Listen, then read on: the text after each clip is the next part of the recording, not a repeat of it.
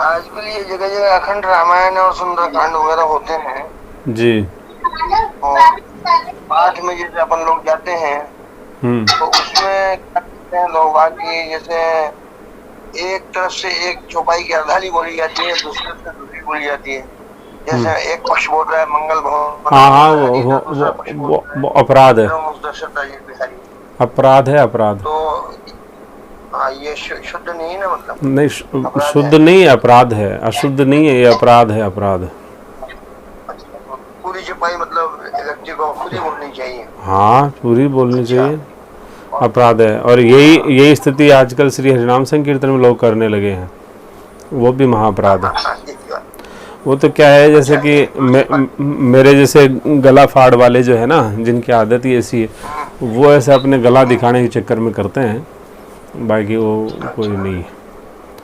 यानी कि शास्त्र में ऐसा कोई बात नहीं है कि कोई मस्ती का कोई आप मस्ती में झूमो नहीं, मस्ती में आनंद ना लो, कुछ और मत करो, ऐसा कोई निषेध तो है नहीं शास्त्र में।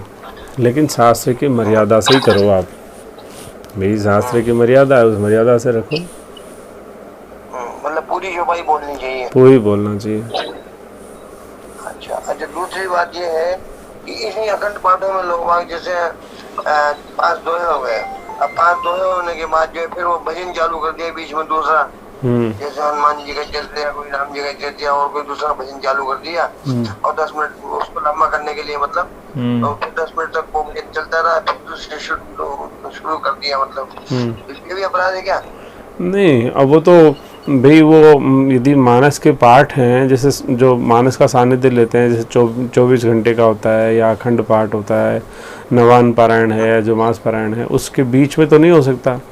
पर ऐसे ही मान लो अपन घर वाले बैठे हैं और चौपाई के साथ भजन गा रहे हैं, तो कोई उसमें हानि नहीं। लोग ऐसा सुंदरकांड में से जो करवाते हैं ना किसी से, तो हाँ। वो लोग करते हैं ये काम नहीं, इस वो तरीके साधु नहीं करते हैं, वो तो मेरे जैसे गायक कलाकार ही करते हैं, से। साधु नहीं।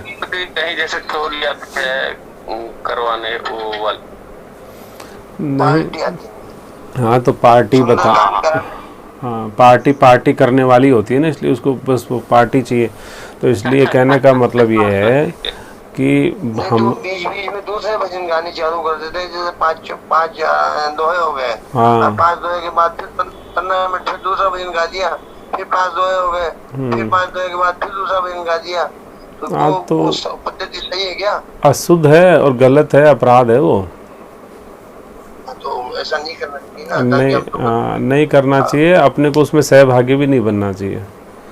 और अपने को अच्छा, किसी भजन भजन मंडली की ज़रूरत नहीं है। मान लो घर में कभी कुछ करना है तो घर वाले ही कर लो, कोई बात नहीं, ना किसी नहीं भजन वो तो मंडली की।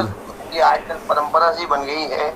जैसा नहीं। हमारे घर सुंदरकांड ने सबको न्योता दे दिया, और हाँ। फिर सुंदरकांड के अंदर जो पार्टी आई वो अलग भजन गा रही है। तो मैंने एक आध बार किसी को टोका भी, मैंने कहा भाई ये तो शुद्ध नहीं है। तो कहता वहाँ सब भजन तो कर रहे हैं। नहीं, अपने तो को उनका टोकना नहीं है किसी को। हाँ, टोकना नहीं है अपने को किसी को। ठीक है, बस टोकने का निषेध है। अपन नहीं हाँ जाएं, उसका हमें भी आज्ञा है, उसकी तो स्वीकृति है। लेकिन हम टोक नहीं सकते किसी को। हाँ, कोई पूछे अच्छा अच्छा। अपने से चला करके भाई गलत कर रहा हूँ कि सही कर रहा हूँ, तब तो हम बता सकते हैं। लेकिन पूछने वाला कोई है ही नहीं, और पूछेगा भी नहीं वो। हाँ अजय, आजकल तो जानते ही नहीं ना, पूरी बात है। तो नहीं। यही है, चलो ठीक नहीं, ये तो आपको और हमें भी लगता है ना कि जानते नहीं है। उसको पूछो, वो तो सारी बात जानता है। वो इसलिए अपने को किसी को नहीं पूछना ताछना है। लोग आजकल गड़े पड़ जाते हैं, सभी लोग अब डिप्रेशन में चल रहे हैं। और पूछो तो वो गड़े पड़ जाते हैं। अब बेचारे उन साधुओं ने रास्ता ही तो पूछा होगा गांव में जाके, अब वो गड़े पड़ गए उनके। हाँ तो कहने का तात्पर्य ये है कि जहाँ दो साधु, कोई कहते हैं अपना कानून नियम झाड़ते हैं, साहब ये तो लॉकडाउन था, लॉकडाउन में क्या हुआ, साधुओं को नहीं निकलना चाहिए था, नियम है सरकार का। अरे तो मूर्खों, वहाँ 100 आदमी लॉकडाउन में कहाँ से आ गए, फिर इकट्ठा हो गए? 5 आदमी से ज़्यादा तो इकट्ठे नहीं हो सकते। वो साधु तो 3 ही थे।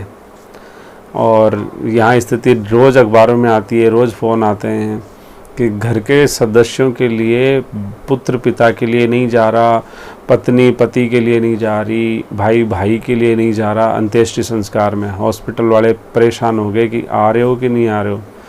बोले साहब आप ही कर दो ये तो हैं। तो वो उनके अंतिम दर्शन नहीं करना चाह रहे हैं। और एक गुरु शिष्य का संबंध ऐसा है कि वो बेचारे अपनी मौत पे यानी कि जान पे खेल करके इतनी दूरी से उतनी दूरी पे जानने की प्रयास कर रहे थे। तो सनातन के ऐसे अद्भुत महापुरुषों की यदि ये दुर्गति समाज कर रहा है तो उस समाज की दुर्गति ज़्यादा दूर नहीं है, वो भी अवश्यंभावी है। आज हमें ये समझना चाहिए, हमारे शिरमौर हैं साधु हैं, और ये साधु समाज जो बेचारा, और वो भी देखो अखाड़े के साधु। अब अखाड़े के साधु बेचारे, और वो इतना कोई ऐसा तो कुछ, कोई कह रहा बच्चा चुरा लिया, तो बच्चा उनके पास था ही नहीं, वो 3 जने ही थे अपने आप। तो ऐसे साधुओं की और इतनी निर्मम हत्या यदि समाज कर सकता है तो हम लोगों की क्या स्थिति है, क्या औकात है। इसलिए हमारे सनातन के शरण ग्रहण करना चाहिए, और नहीं तो फिर समस्या ही समस्या है। अब उस साधु ने तो अपनी, कहना मतलब है कि जो भी कुछ सेवा करके समाज को, साधु तो अपनी अंत्येष्टि उसी दिन कर लेता है जिस दिन संन्यास ग्रहण करता है, उसका तो कुछ शेष बाकी रहता नहीं है। लेकिन हमारे को तो सारे क्रियाक्रम करने पड़ते हैं बाद में। तो इसलिए वक्त से पहले हम वक्त की बात को समझ जाएं, वो बहुत ज़रूरी है। आज हमारे धर्म को मानने वाले, धर्म पे चलने वाले, वो धर्म को मानना ही नहीं चाहते हैं। जहाँ वास्तव में मानने की बात है वहाँ तो पीछे उठ जाते हैं, और जहाँ कुछ मानने की बात नहीं है, जैसे आपने कहा, खूब श्री रामचरितमानस कराते हैं, और उसमें भजन भी गाते हैं, सुंदरकांड करा रहे हैं, वो जागरणा करा रहे हैं, और वो पता नहीं क्या क्या जगाते हैं, चौकी लगाते हैं, पता नहीं इतनी चीज़ें होती हैं। तो लेकिन इतनी होती है, लेकिन जहाँ धर्म की मूल बात आती है वहाँ जय श्री राम है। तो क्यों है ये चीज़ें? तो हमें सावचेत होना चाहिए, सावधान होना चाहिए, अलर्ट होना चाहिए कि समय की क्या मांग है, समय कैसा आने वाला है, उस समय से पहले हमें भी चेतना चाहिए। ऐसे साधुओं को, जिस बहुसंख्यक के समाज के वो एक सर्वाधिष्ट सम्माननीय जो पीठ होती है, उनके जो बेचारे, ऐसा नहीं कि कोई ऐसे एरे गेरे नत्थु खेरे साधु हों, वो अखाड़े के साधु हैं, और उन साधुओं को ऐसे पीट के मारा गया। और ऐसा नहीं, पुलिस की कस्टडी में मारा गया। 17 पुलिसकर्मी थे वहाँ पे, 17 पुलिसकर्मी हैं, 17 पुलिसकर्मियों की कस्टडी के अंदर। और कौन से स्टेट की बात है ये? मेरे ख्याल से महाराष्ट्र की है, हैं? हाँ। तो वीर भूमि जो कहते हैं, मराठा वीर भूमि है, धिक्कार है ऐसी काय की वीर भूमि है वो। और फिर जो शिवाजी को अपना आदर्श मानते हैं, ऐसे सरकार में बैठे हैं लोग हैं। तो सब कहना मतलब ऐसे ही पोल में ढोल है सब जगह, कुछ नहीं है। आज ना सरकार काम आनी है, ना पुलिस काम आनी है, ना सेना काम आनी है। वक्त ऐसा है, हर आदमी अपनी अपने जीवन के लिए संघर्ष करने वाला है, तो उसको अपनी व्यवस्था खुद ही करनी है। तो श्री राम के अलावा कोई अपने काम नहीं आने वाला है। तो साधुओं की बात सुनो, समझो, और इस भविष्य की जो मांग को अभी समझ लोगे तो फ़ायदे में रहोगे, नहीं तो फिर जय श्री राम है।